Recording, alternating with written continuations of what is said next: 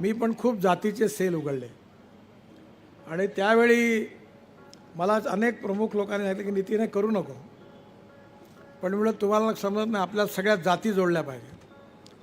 जातीचे सेल करून कोण्या जाती जोडल्या नाही आणि जे आपल्या जातीचे नेते म्हणून आपल्यात आले त्यांना त्यांच्या जातीत विचारतच नव्हते कोणी.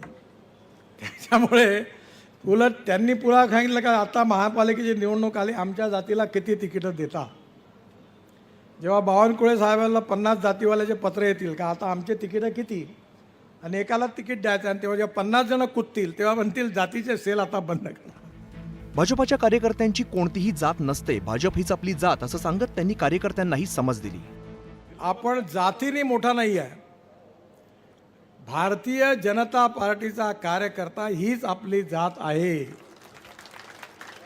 भारतीय जनता पार्टीचा विचार हीच आपली निष्ठा आहे. आणि पहिले देश राष्ट्र आम्हाला सर्वोपरी आहे. हे राष्ट्र ही भारत माता ही हिचा सर्वांगीण विकास हे आमच्या जीवनाचं उद्दिष्ट आहे.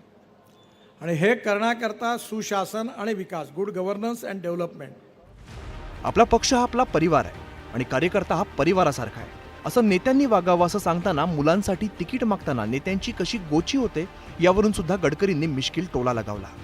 आपला पक्ष आपला परिवार आहे आणि आपला कार्यकर्ता जो आहे तो आपल्या परिवारासारखा आहे असं समजून नेत्यांनी वागलं पाहिजे. नेत्यांचं प्रेम आपल्या मुलांवर आहेच, सांगायची काही गरज नाही. त्याला तिकीटं द्या म्हणते सगळे नेते. माझ्यानंतर माझ्या मुलाला, आता मी माझ्या मुलाचा आग्रह करत नाही, त्यामुळे अनेक लोकांनाही प्रश्न पडला की आता आपल्या मुलाचं तिकीट कसं मागायचं.